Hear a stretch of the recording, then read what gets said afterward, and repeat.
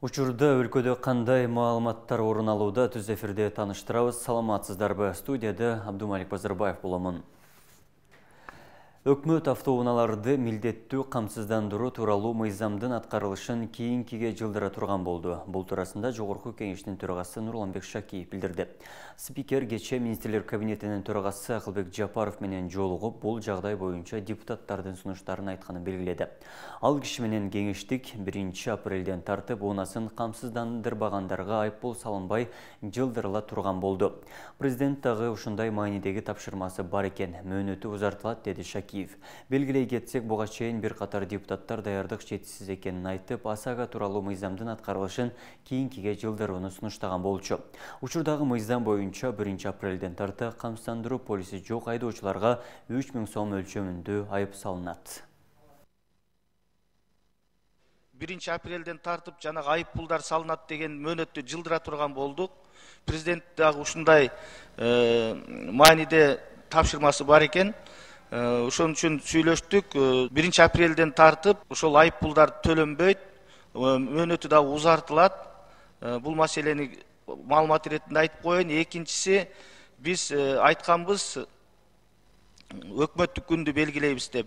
15 февралда келе турган болду.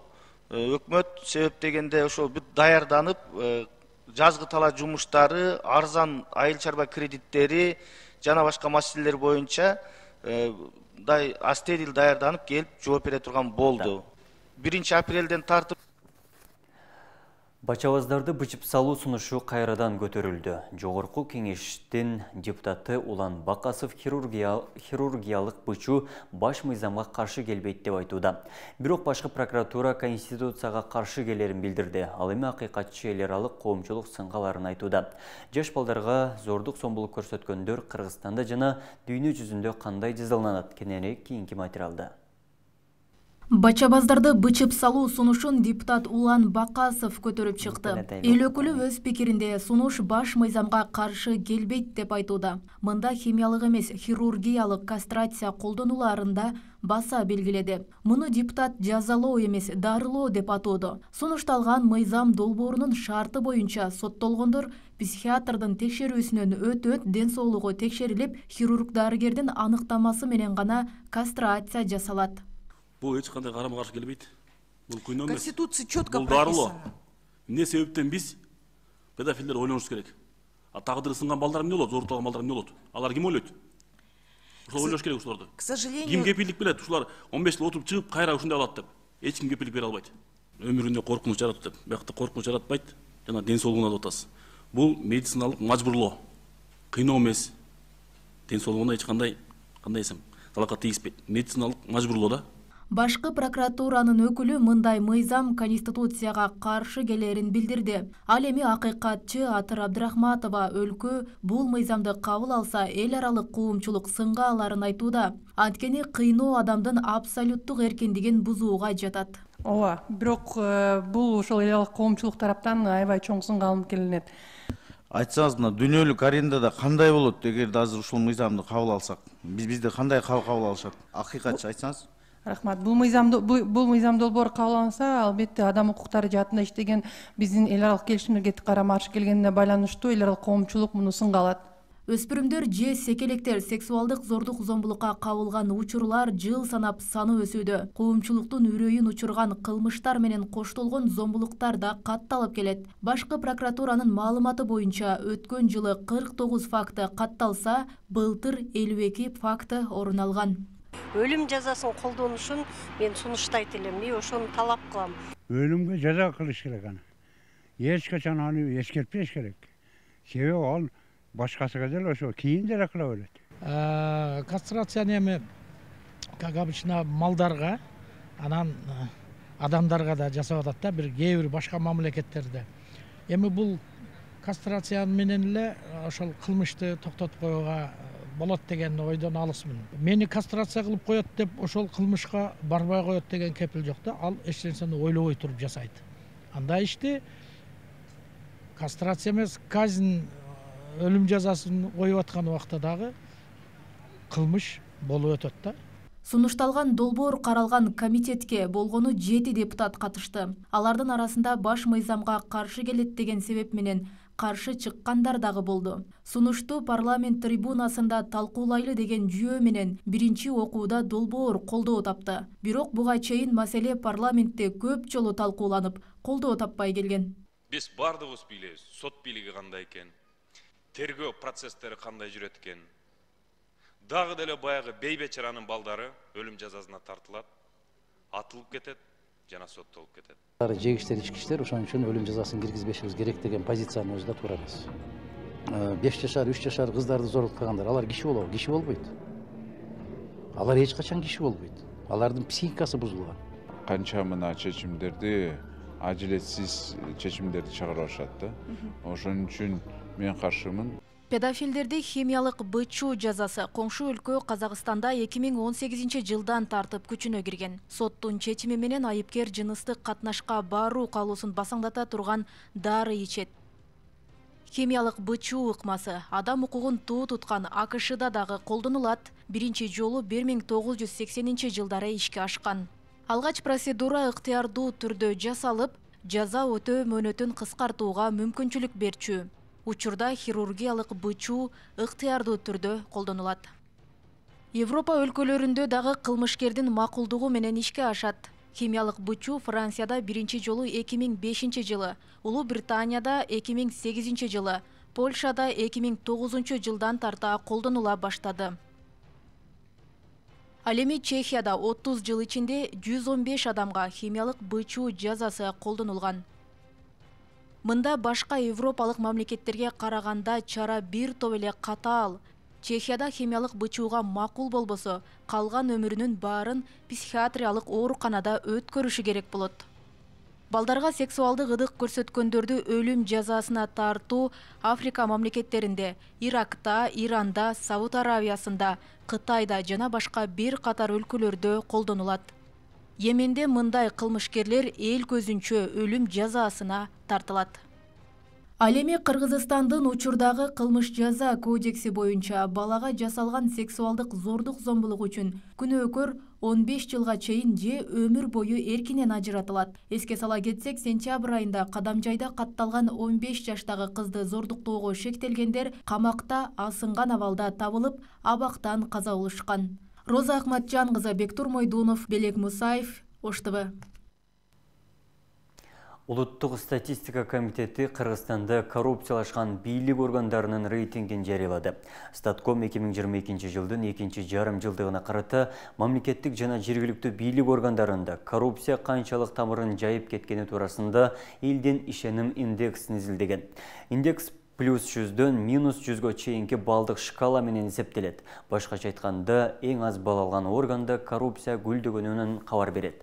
Жемкордукка баткан мекемелердин рейтинге Саламаттыкты сактоо министрлиги 3,1 балл, Ички иштер министрлиги 12,5, мамлекеттик архитектура, курулуш жана турак жай коммуналдык чарба агенттиги 12,8, транспорт жана коммуникация министрлиги 17,1, жаратылыш ресурстары, экология жана мамлекеттик Көзөмөл министрлиги 18,9, финансы министрлиги 20,4, экономика жана коммерция министрлиги менен билим берүү илим министрлиги 22. Бул багытта өлкөнүн кайсы тармактары ири коррупцияга батканын кечки толукталган чыгарылышта кененирээк баяндалат. Монополияга каршы жөнгө салуу мамлекеттик кызматы Кыргызстанда бензиндин баасы 5-6 сомго арзандай турганын билдирүүдө. Мекеменин маалыматына караганда, 2023 жылдын январынан тарта бензиндин тобундагы күйүүчү майдын дүң баасында төмөндөө тенденциясы байкалды. Бул чекене баага дагы таасирин тийгизиши керек. Жакынкы айларда бензин 5-6 сомго арзандашы мүмкүн. Ошондой эле нефт трейдерлер азат күйүүчү майлоочу майлардын 1,1 айлык запасы болушу керектигин эске алуу зарыл деп айтылат маалыматта. Монополияга каршы кызматы күйүүчү майлоочу майлардын баасын турукташтыруу жана себепсиз көтөрүүгө жол бербөө үчүн бардык чараларды көрүүдө.